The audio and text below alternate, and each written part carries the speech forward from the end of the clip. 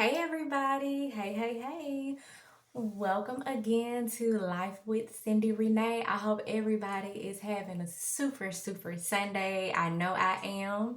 Um I hope that this video that I'm doing on today will help someone.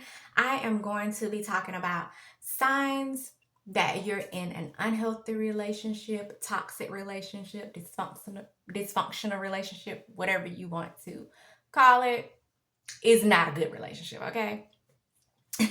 so, before I get started, just remember that we're wrapping up October, which is Domestic Violence Awareness Month. So, I wanted to end this October with, another video focused on, unhealthy relationships. So, let's go ahead and get started.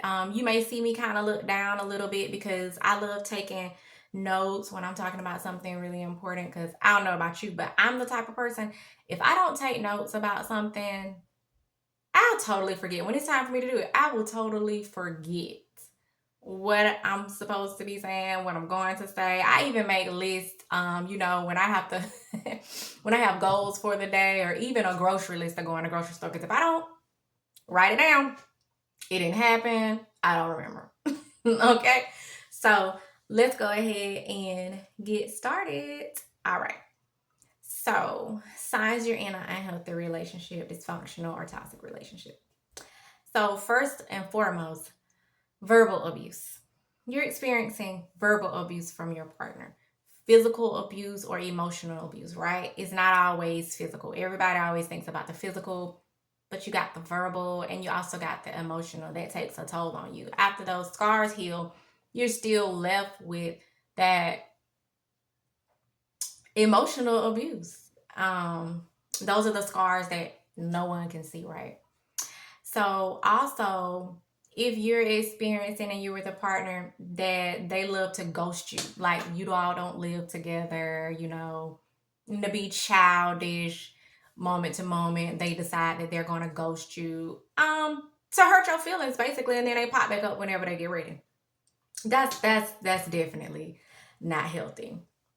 A person that lies and then apologize. I like to say apologize instead of apology. I know I got it from Medea. Apologize. Because they really don't mean it because they keep on repeating the same thing over and over again. That's not a true apology. That's why I really don't like when people say, I'm sorry. Like you're saying you're a sorry individual. Like, don't say I'm sorry. I like to say I apologize and then I keep it moving. I'm not going to keep doing the same thing over and over again. But when somebody doesn't really care, they're just going to lie and then they're going to say I'm sorry to try to smooth things out. And they're going to do it again. Okay? The person is very nonchalant. They really don't care about too much of what you're saying or you're bringing up to their attention what they're doing because they don't care.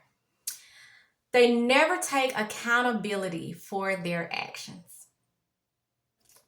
That's like a big red flag. They say, I love you, and the actions don't line up. Because we all know that love is an action word. So you can tell me all day long that you love me.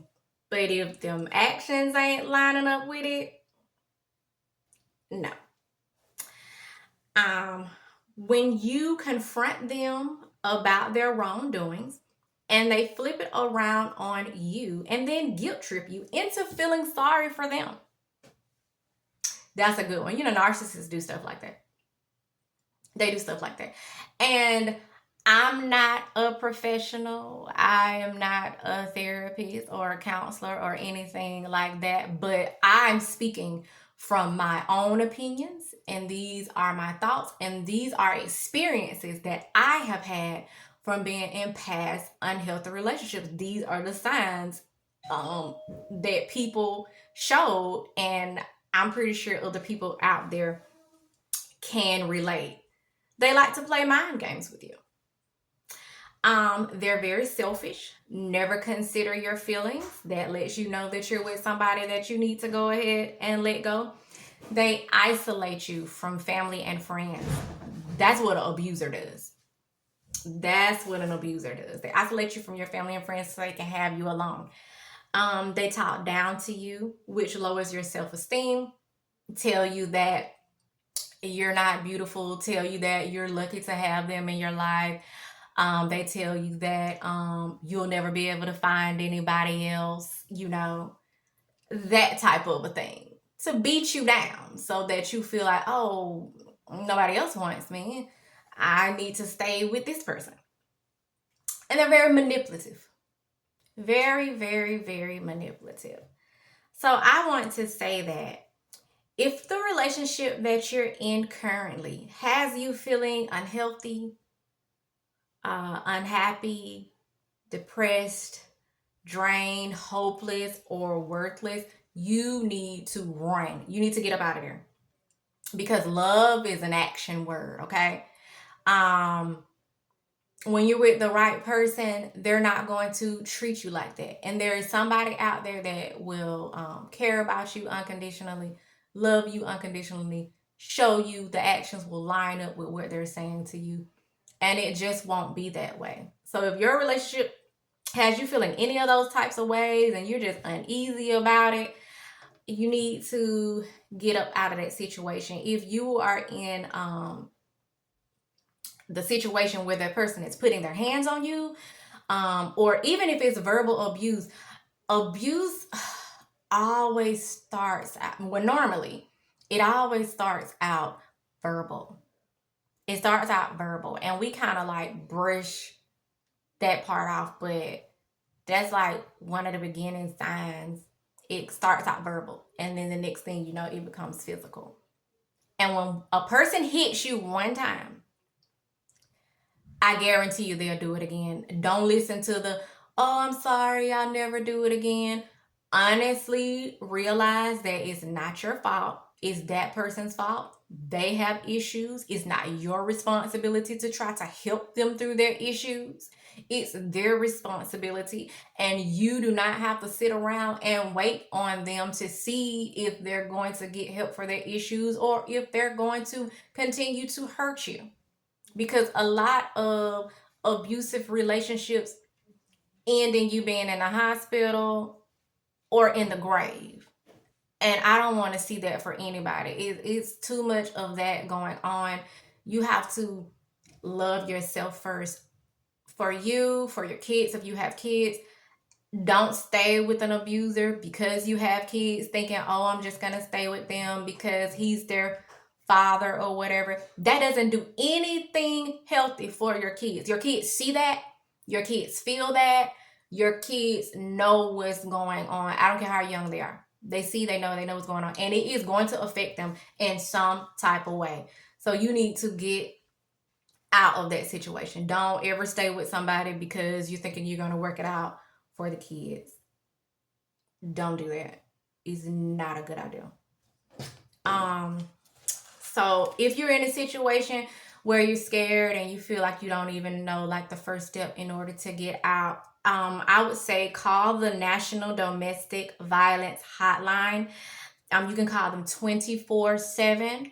The number is 1-800-799-7233. It's 1-800-799-7233.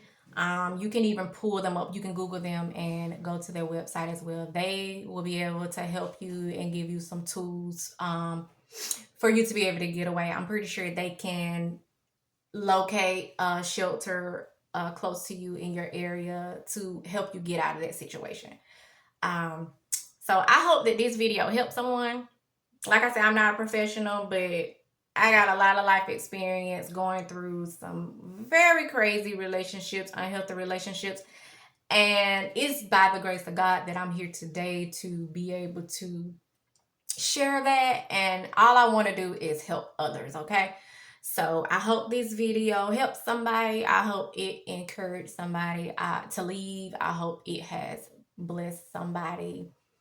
So I hope you all enjoy the rest of your Sunday. Make sure that you like this video, share this video with someone who you think this will help, and make sure you hit that button so you can subscribe and be able to turn on your notifications so you can know each and every time I upload a video. And Yeah, that's it. Bye, you guys.